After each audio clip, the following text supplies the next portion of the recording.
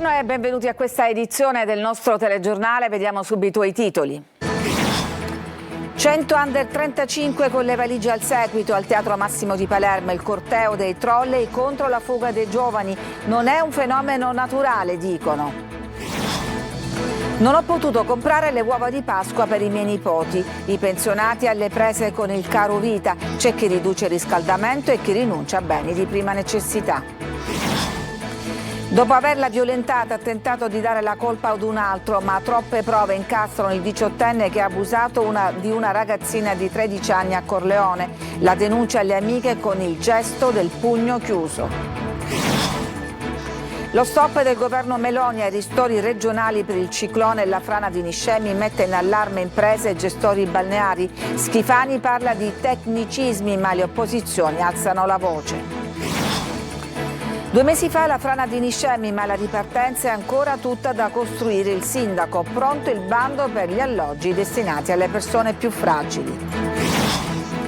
Con la Domenica delle Palme si apre la Settimana Santa anche in Sicilia, chiese gremite di fedeli con in mano palme o ramoscelli d'ulivo. Il messaggio di Papa Leone per la pace. Calcio, prima vittoria di Viali sulla panchina del Catania. Rossazzurri sbancano Latina e blindano il secondo posto in classifica. Decide un gol di Bruzzaniti.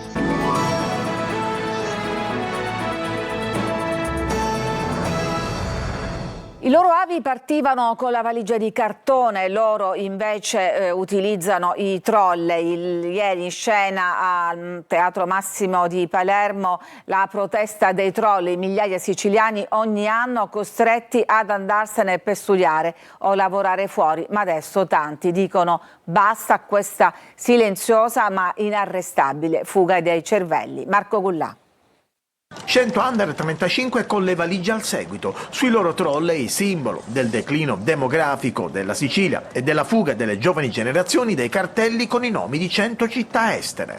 Una manifestazione singolare, quella andata in scena a Palermo davanti al Teatro Massimo. Siamo stanchi di sentire l'emigrazione giovanile dalla Sicilia raccontata come un fenomeno naturale, dicono i giovani costretti ad abbandonare la propria terra per cercare lavoro in altre città. I giovani che ogni anno lasciano la Sicilia, ogni anno migliaia di giovani lasciano la Sicilia, stanno svuotando questa terra. Noi siamo qui non solo per la protesta ma per la proposta. Chi riesce a restare nell'isola guadagna in media 1.549 euro netti al mese a 3 anni dalla laurea, contro i 1.735 del nord-ovest. I giovani che lasciano la Sicilia per cercare condizioni migliori sono spesso i più formati. Tra il 2002 e il 2024 quasi 350.000 giovani laureati under 35 hanno lasciato il mezzogiorno. Fuori io facevo l'ingegnere spaziale per un'azienda spagnola, poi successivamente sono rientrato in Toscana alla Leonardo e poi ho avuto la fortuna di trovare un'azienda qui a Palermo che mi consente di lavorare in smart working. Compresi i miei figli, io ne ho 2 che lavorano su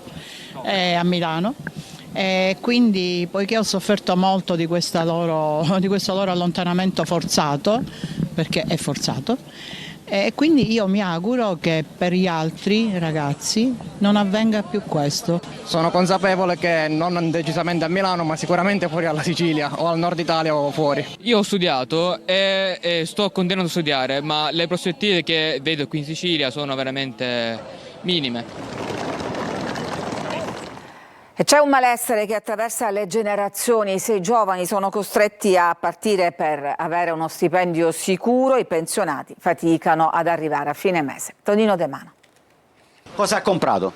Fave e mandarine. Fave e mandarini, che porta con sé utilizzando un carrellino che si muove sul disastrato marciapiede di Via Verdi a Catania. Questo pensionato è l'immagine simbolo di una categoria in sofferenza.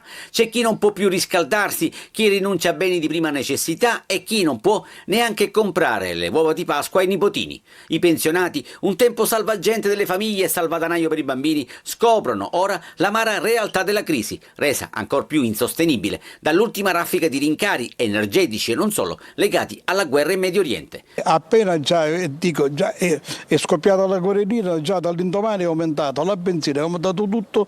Per il popolo degli invisibili, così almeno si definiscono, sono davvero tempi duri. è una Pasqua, diciamo così, di fame, in quanto siamo a pochi giorni dalla Pasqua e non ci sono neanche soldi per poter comprare l'uovo di Pasqua ai nostri nipotini. Dobbiamo risparmiare, chiudere, ci prendiamo il freddo, però si pagano sempre ugualmente le tasse. Qual è l'ultimo lusso che si è concesso? L'ultimo lusso mi sono concesso che i miei figli hanno fatto il compleanno e ci siamo andati a mangiare una pizza. E scende in campo Alleanza Pensionati che chiede di calmierare i prezzi. I pensionati hanno bisogno di altro, chiediamo subito un intervento che possa essere un paniere sui beni di prima necessità. Poi la proposta. Lanciamo un bellissimo progetto. Negozio amico, un negozio dove sarà fatto uno sconto ai pensionati che vengono ad acquistare. Un piccolo aiuto per cercare di fronteggiare la crisi. Rispetto e riconoscenza per chi ha contribuito al boom economico e al miracolo italiano sarebbero d'obbligo. Siamo adesso alla cronaca. Dopo averla violentata ha tentato di dare la colpa ad un altro, ma il depistaggio non ha funzionato. Troppe prove incassano il 18enne che ha abusato di una 13enne a Corleone. Marco Gullà. Mi hanno stuprata, la voce che tremava, il pianto di disperazione. La ragazzina di 13 anni violentata in un paesino nel Corleonese durante una festa di carnevale ha avuto la forza di raccontare tutto alle amiche. Doveva essere una serata di festa tra i carri e i travestimenti per il carnevale, ma per la ragazzina tutto è diventato un terribile incubo. Si era allontanata un attimo dalle amiche per cercare il fratello e si è ritrovata in balia di un 17enne che l'ha violentata e picchiata all'interno di un vicolo buio. Poi l'aggressore ha pure provato a depistare, ha preso la vittima sotto braccio e l'ha riaccompagnata verso le amiche. Poi ha provato anche ad incolpare un amico, ma intanto la ragazzina stringeva il pugno chiuso attorno al pollice, è il segnale d'aiuto per chi è rimasto vittima di violenza. Le amiche l'hanno subito soccorsa portandola in ospedale e avvertendo i carabinieri. Ora il giovane, intanto divenuto 18enne, è stato arrestato con accuse pesanti. C'è un video che riprende l'aggressore e la sua vittima mentre vanno verso il vicolo dove si è consumata la violenza. Gli investigatori hanno estratto una sequenza di immagini dalla telecamera di un negozio. L'aggressore indossava una tuta blu da meccanico. I riscontri, ancora più importanti, sono arrivati dai carabinieri del reparto investigazioni scientifiche. Addosso alla vittima sono state trovate tracce biologiche chiaramente riconducibili al giovane finito in manette. Armato di una mazza da baseball distrugge casa e minaccia di morte la madre e la sorella. È successo a Catania. Distrugge in casa mobili e suppellettili e tenta di aggredire la madre e la sorella, pretendendo soldi che sarebbero serviti per comprarsi la droga. Un trentenne noto alle forze dell'ordine è stato arrestato dalla polizia di Catania con l'accusa di maltrattamento in famiglia e tentata estorsione. Girava in casa a Librino con una mazza da baseball e all'ennesima minaccia di morte seguita da atteggiamenti violenti, le due donne sono scappate via in strada rifugiandosi dentro l'auto. Da Viale Castagnola è così partita la richiesta di intervento con gli agenti delle volanti che hanno subito fatto irruzione nell'abitazione, trovando l'uomo già ristretto ai domiciliari per reati in materia di stupefacenti, comodamente seduto sul divano davanti alla TV e con la mazza da baseball ancora tra le mani. Il trentenne, quasi stupito per l'arrivo della polizia, non ha opposto resistenza ed è stato accompagnato direttamente in carcere. Lo stop ai ristori regionali per il ciclone Harry e la frana di Niscemi, deciso dal governo Meloni, ha messo in allarme imprese e gestori balneari. La giunta Schifani minimizza e parla di tecnicismi, ma le opposizioni alzano la voce. Luca Ciliberti.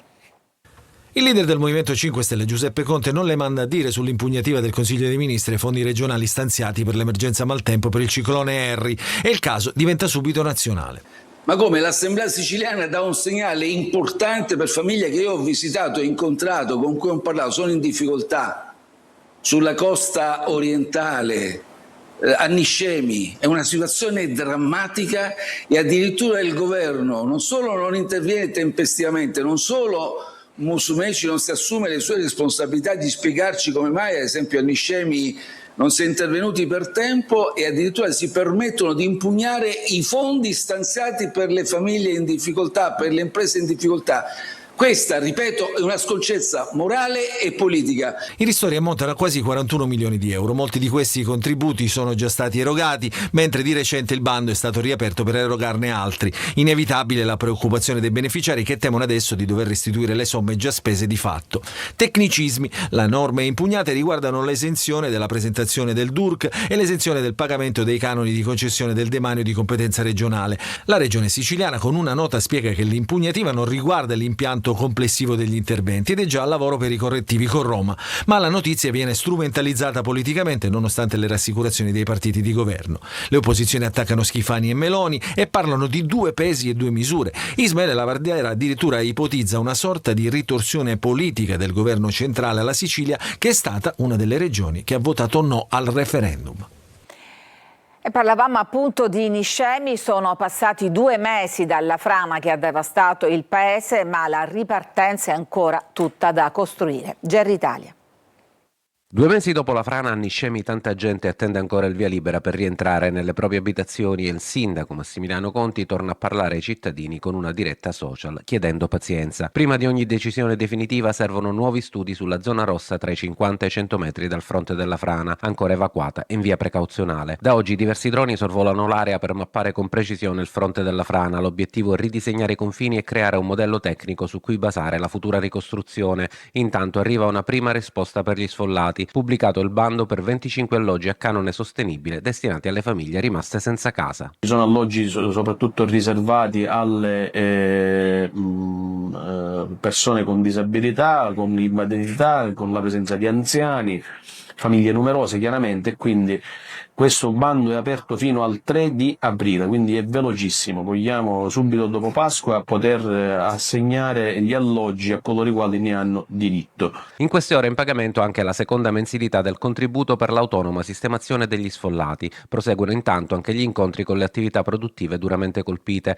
mentre sul fronte scuole arriva un altro intervento. Verranno realizzati nuovi moduli scolastici prefabbricati, 2 milioni di euro per riunire in un unico polo le scuole oggi disperse. Sul fronte viabilità al via gli interventi per la messa in sicurezza delle strade provinciali 82 e 35, fondamentali per i collegamenti con la piana di Gela. Tra promesse, cantieri e attese, Niscemi prova a rialzarsi, ma per chi ha perso tutto il ritorno alla normalità resta ancora lontano.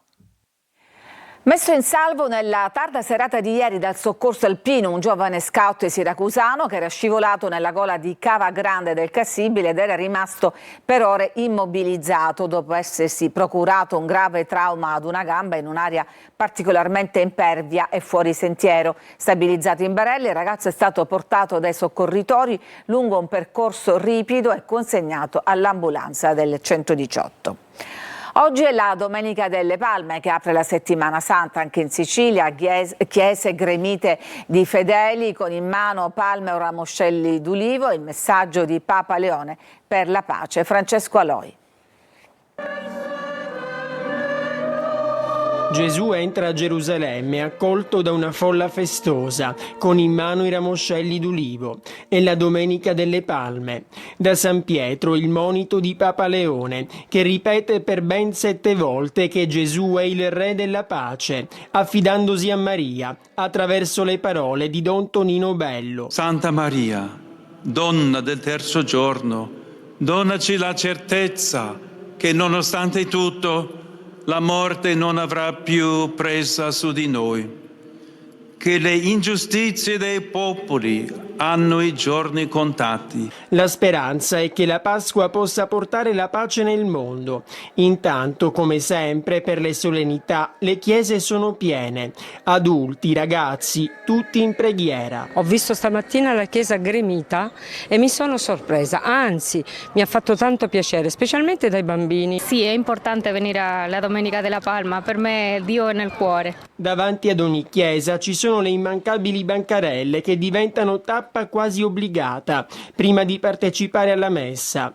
Palme o ramoscelli d'ulivo però non devono trasformarsi in amuleti, ma sono segni che ci invitano ad accogliere Gesù nella nostra vita. I segni della nostra tradizione che ci rimandano alla parola di Gesù. Speriamo che vengano osservati e sentiti da tutti come simboli di fraternità. Intanto viviamo la Settimana Santa, dono immenso per la Chiesa, tempo in cui la liturgia diventa esperienza viva del mistero di Cristo. Ci fermiamo, c'è una pausa per la pubblicità, poi torniamo con altre notizie per raccontarvi anche una speciale maratona di nuoto.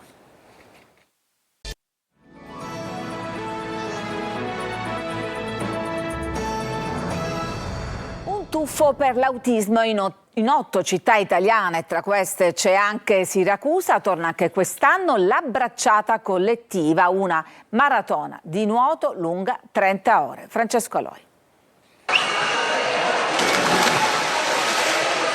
La sensibilizzazione sull'autismo passa anche da questa piscina. Io personalmente partecipo da più di 6 anni, ho un grandissimo piacere e ogni anno a partecipare. È una cosa molto importante e secondo me è un modo anche per sensibilizzare chi fa finta che non esista. Manifestazione importantissima a cui partecipo anch'io da tanti anni. Hai il fiatone, quante vasche hai fatto? Troppe. Come ogni anno è arrivato il fine settimana della bracciata collettiva, almeno 15 minuti in vasca per una maratona aperta a tutti, che dura 30 ore, in contemporanea in 8 città italiane.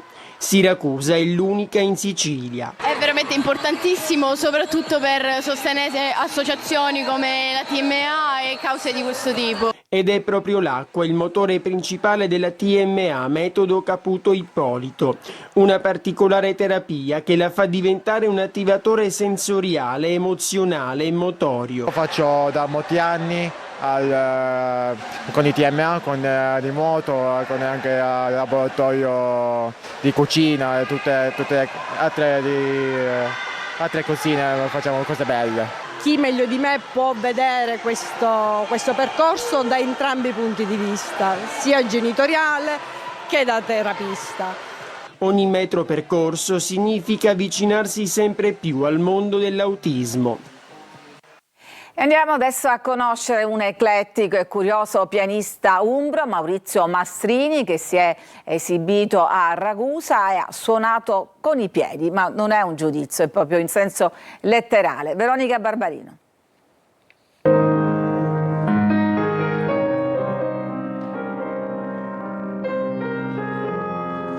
Non sono solo note, sono visioni. Il pianoforte nelle mani di Maurizio Mastrini smette di essere uno strumento a tasti per diventare un corpo, da accarezzare, percuotere, interrogare e da suonare a piedi nudi.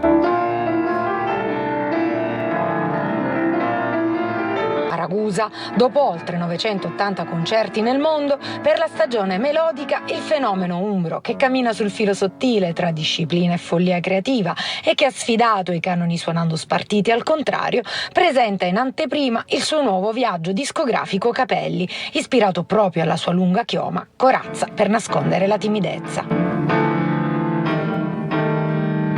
Il mio diario quotidiano è il pentagramma e mi piace sorprendermi, dunque è una mia necessità lo sperimentare, non lo faccio per vezzo o per mostrarlo agli altri.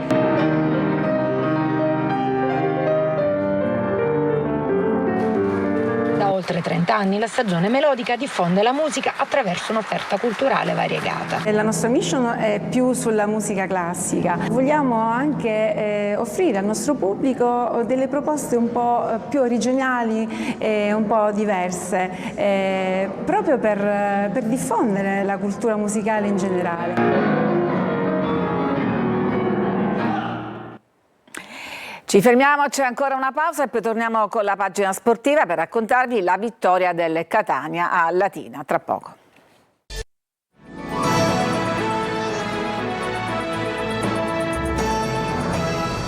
E siamo al calcio, il Catania batte il Latina con un gol di Bruzzeniti, Viali si regala così la prima vittoria sulla panchina etnea. Marco Carli.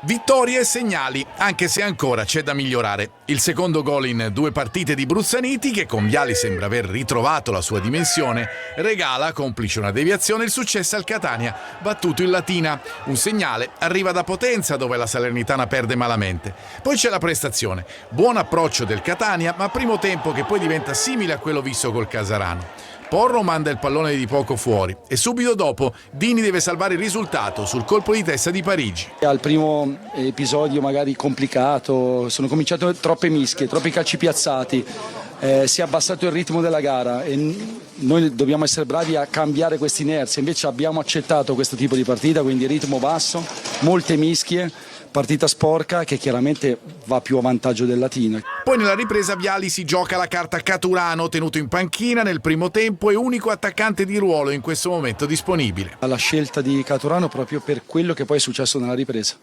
nel senso che se avessimo sporcato in questo modo il primo tempo, in panchina io non avevo possibilità di cambiare l'inerzia della gara con un altro attaccante che in questo momento non ho.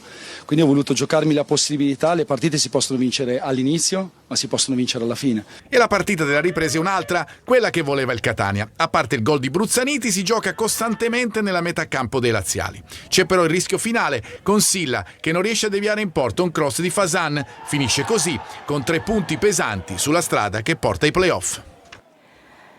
Calcio a 5, un altro traguardo importante per la Meta Catania, campione d'Italia. Rossazzurri hanno raggiunto la finale di Coppa Italia sconfiggendo per 3-1 Roma e Tenai avanti con Turmena, poi ci pensano Musuma e Ceppoda, oltre a Tim che con le sue parate blinda il risultato. L'ultimo atto della manifestazione si giocherà oggi contro Eboli. E ci fermiamo qua, grazie per averci seguito, a tutti una buona domenica delle Palme.